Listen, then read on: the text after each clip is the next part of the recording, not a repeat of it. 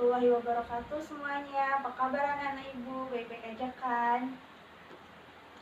Nah, hari ini sebelum kita mulai belajarnya, kita berdoa dulu ya menurut kepercayaan masing-masing. Berdoa dimulai.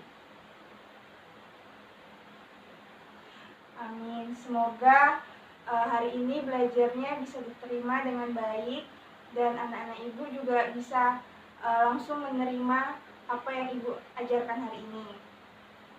Nah, kalau begitu siapa yang tadi malam sudah membaca atau membuka bukunya materi apa yang akan kita pelajari hari ini?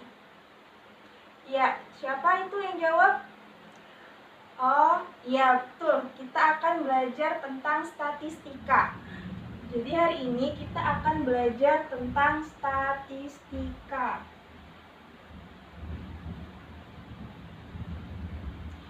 Nah, sebelumnya anak-anak pasti sudah belajar statistika ini waktu di SMP ya kan?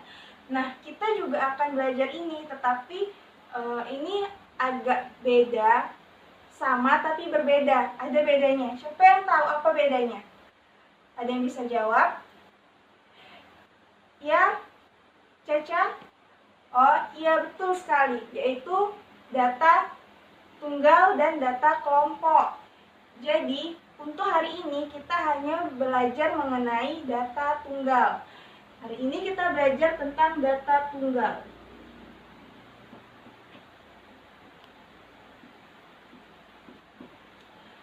Nah, apa yang kalian ketahui tentang data tunggal? Sebelum kalian masuk ke data tunggal ini, sebelumnya kalian pas SMP, kalian belajar apa? Tentang apa? Ya, Roni? Min, modus, dan median. Benar. Kita juga di sini akan belajar tentang min, modus, dan median. Yang pertama itu ada min. Nah, min itu, siapa yang tahu min itu apa? Ya, rata-rata. Min itu rata-rata. Disimbolkan dengan ya X bar, yang artinya X ada garis di atasnya. Nah, siapa yang bisa mencontohkan rata-rata dalam kehidupan kita sehari-hari? Ada yang bisa? Ya, rata-rata mencari nilai rapot ya. Untuk biasanya kalau misalnya dapat rapot, kita mencari nilai rata-ratanya ya. Nah, rumus dari rata-rata ini adalah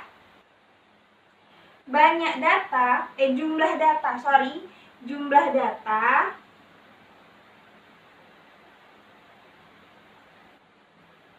dibagi banyaknya data.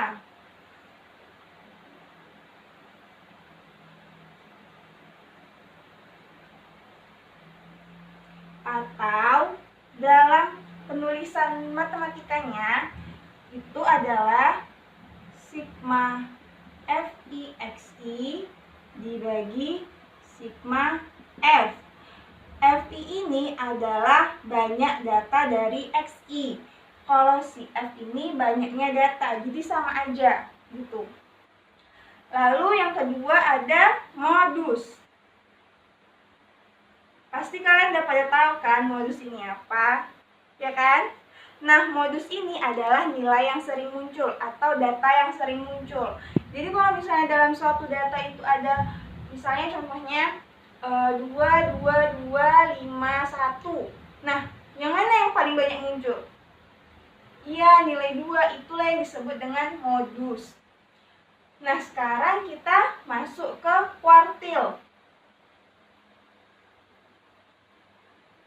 Nah, dalam kuartil ini ada pembagiannya lagi, yaitu ada Q1 atau yang biasa disebut dengan kuartil bawah.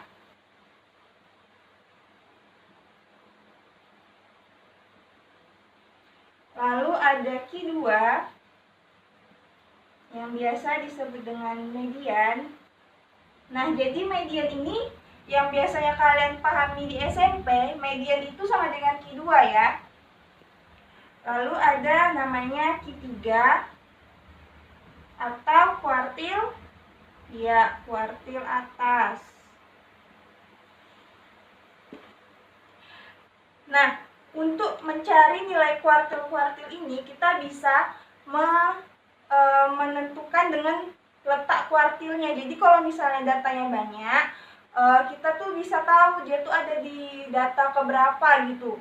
Jadi jadi tuh kita nggak perlu kayak yang nutup gitu yang kayak kalian di SMP. Nah itu, jadi kalau misalnya untuk menentukan letak kuartilnya di mana, itu bisa pakai dengan letak kuartil.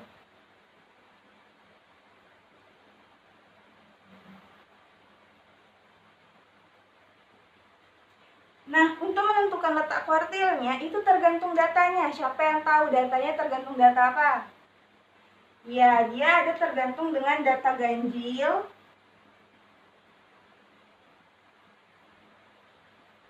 dan data genap.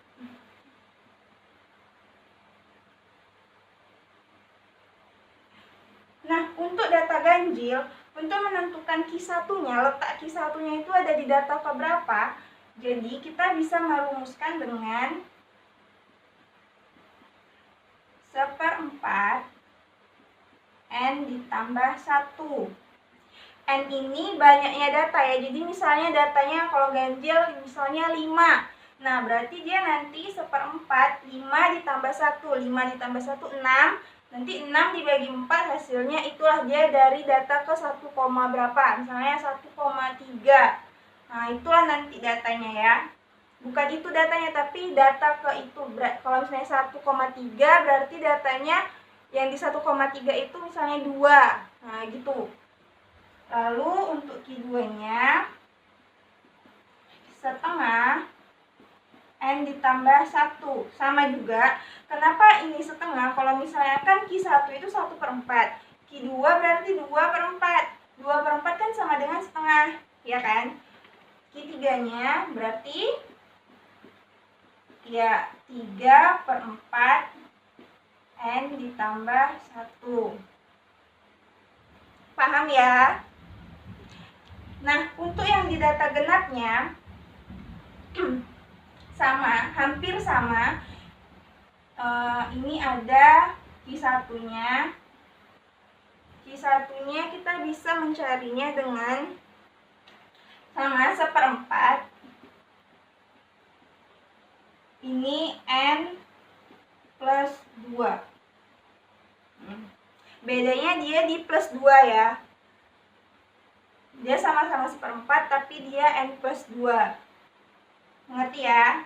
Lalu Q2-nya setengah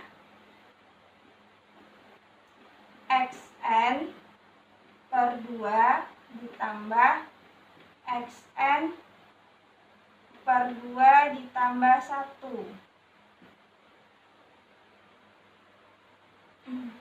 Lalu ada Q3-nya. Q3-nya bedanya dengan yang ini, dia adalah 1/4 3N ditambah 2. Nah, kelihatan kan bedanya di Q3-nya? Q3-nya yang di sini dia langsung dikalikan ke 3/4-nya. Kalau ini 3-nya dikalikan dengan N-nya. Ingat ya, N-nya itu banyak data. Kita lanjut lagi ke jangkauan data. Nah, jangkauan data ini dia adalah X max dikurang X min. X max ini maksudnya data yang terbesar dikurang dengan data yang terkecil. Ingat ya, data terbesar dikurang dengan data terkecil. Lalu ada jangkauan kuartil.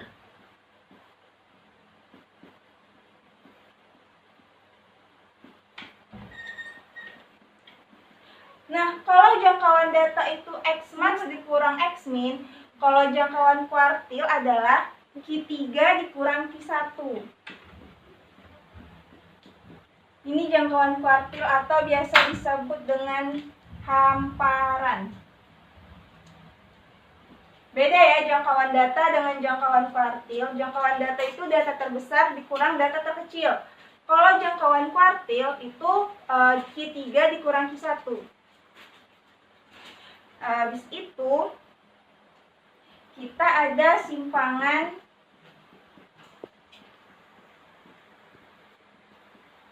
kuartil,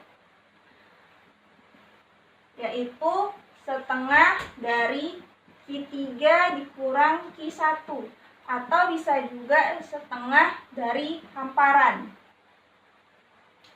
Hamparan kan Q3 dikurang Q1 kan, jadi simpangan kuartil itu bisa dikatakan setengah dari hamparannya. Lalu ada simpangan rata-rata.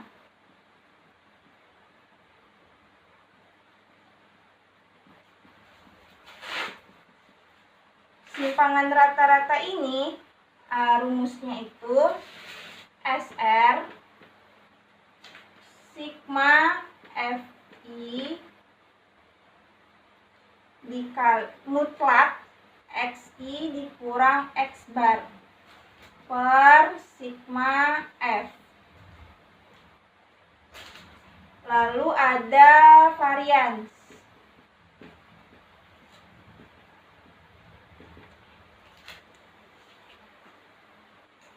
Varians ini mirip dengan simpangan rata-rata, cuman di simpangan rata-rata ini kan dia XI dikurang X barnya itu pakai harga mutlak. Kalau harga mutlak itu kan misalnya harga mutlak 2 dikurang 5, 2 dikurang 5 kan min 3 kan. Kalau harga mutlak itu semuanya yang negatif jadikan positif, jadi dia nggak ngaruh gitu. Nah, kalau yang ini dia sama, cuman ini dikuadratkan. Kalau dikuadratkan min 2 dikurang 5 kan min 3. Min 3 dikuadratkan kan jadinya positif. Jadi begitu bedanya. Ini sigma FI XI dikurang X bar kuadrat per sigma F. Lalu ada simpangan baku yang terakhir.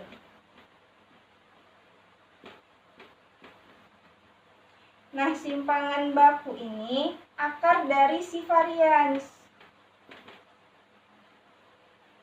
Nah, jadi kalau misalnya mau mencari simpangan baku, berarti kalian harus mencari variansnya dulu, baru dapat simpangan bakunya. Jadi catatkan apa yang Ibu tadi tuliskan di papan tulis ini. Sekarang kita masuk ke contoh soal ya.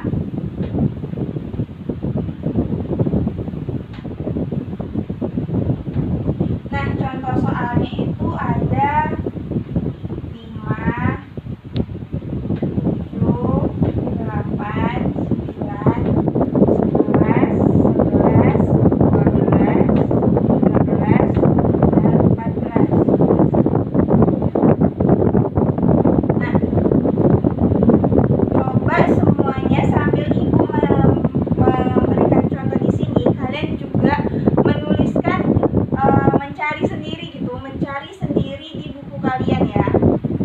Nanti Ibu bakalan tanya apa jawabannya. Sembari Ibu di sini Ibu akan meminta kalian mencari dari min sampai ke simpangan baku kayak tadi.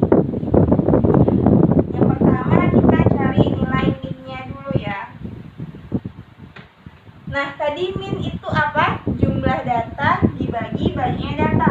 Jadi ini kita tinggal jumlahin aja. 5 ditambah 7 ditambah 8 ditambah 3 lagi.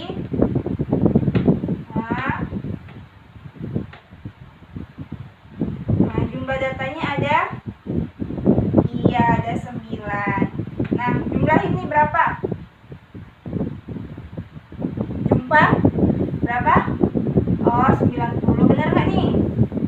90 dibagi 9 jadi dapatnya 10. Iya. Jadi rata-ratanya 10. Lalu kita cari modusnya. Modus tadi apa? Iya, banyak data yang sering muncul. Lihat di sini modusnya yang banyak sering muncul yang mana? Iya, 11. Lalu kita mencari kuartilnya. Untuk mencari kuartil tadi kita mencari apanya dulu? Letak kuartil. Nah, untuk mencari letak kuartilnya itu kan tadi ada dibedakan tergantung datanya. Nah, sekarang ini datanya termasuk data apa? Iya, data ganjil karena jumlahnya ada 9 ya. Jadi kita pertama cari letaknya dulu, letak kuartil.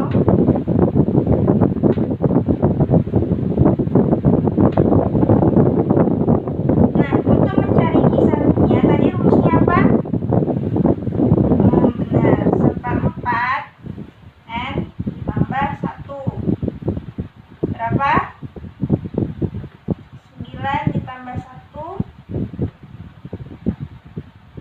berarti 10 dibagi 4 berapa? 2,5. Nah, kita lihat data ada ke 2,5 dari yang ini. Jadi kita hitung 1, 2. 2,5 kan antara 7 dan 8. Jadi untuk mencari Q1-nya kita jumlahkan. Kan dia ini 1, 2.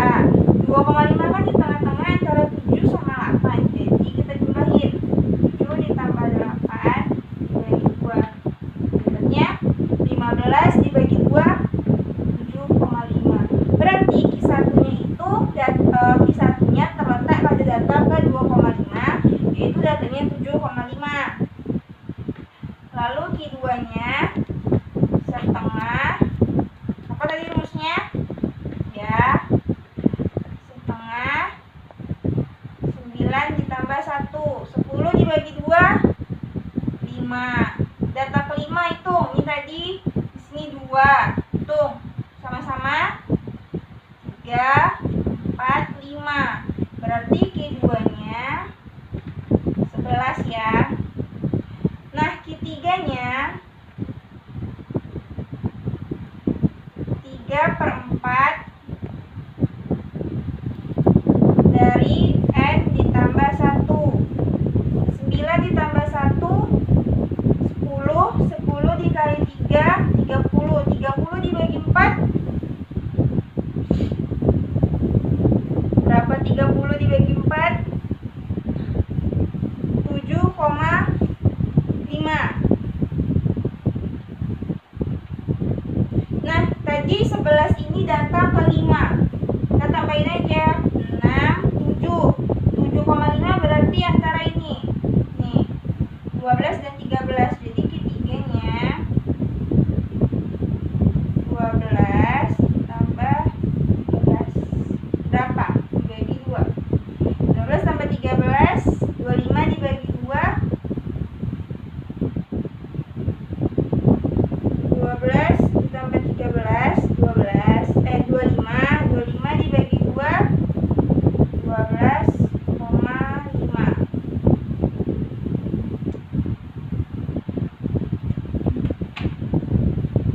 Lalu kita mencari simpangan dan jangkauan data. Jangkauan data. Apa tadi jangkauan data? Data terbesar dikurang data terkecil. Data terbesarnya berapa? Ya, 14 dikurang 5 9 ya. Lalu ada jangkauan kuartil.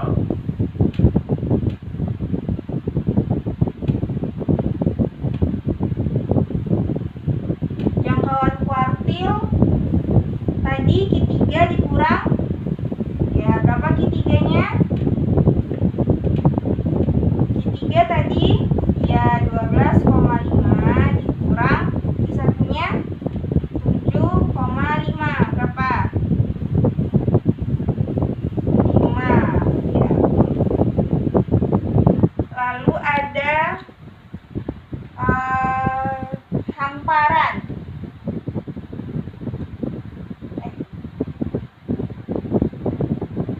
Simpangan kuartil. Simpangan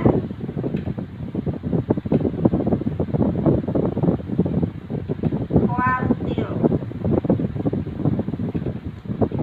Nah, simpangan kuartil tadi setengah dari hamparan kan? Kita termasuk hamparan. Berapa? Berarti setengah dari 5 itu 2,5. Lalu kita mencari simpangan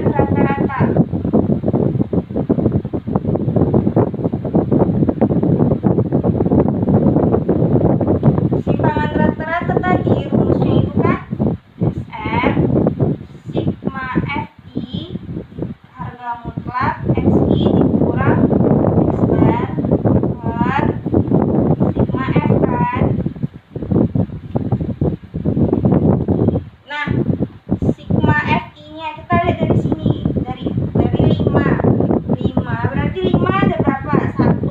Berarti 1 dikali 5 dikurang X barnya tadi 10. Harga mutlak ya. Nah, ditambah 1 sampai seterusnya. Nanti dibagi dengan sigma F. Sigma F-nya tadi 9. Coba cari berapa dapatnya. Tunggu ya.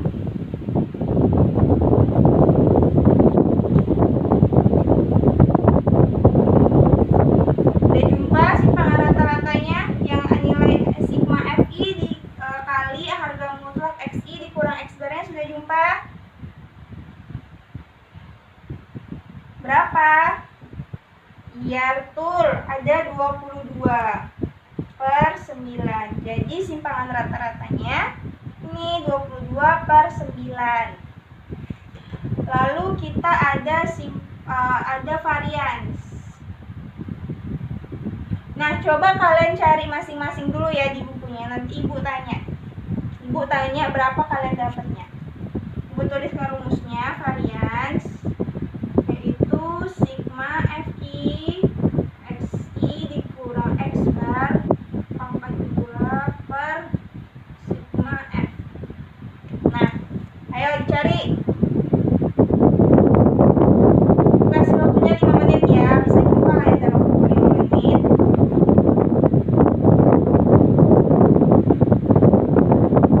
Ya, itu dulu ya. Lagi berapa? Iya benar. Harganya nilai variansnya yaitu 70/9. Nah, sekarang yang terakhir, simpangan baku.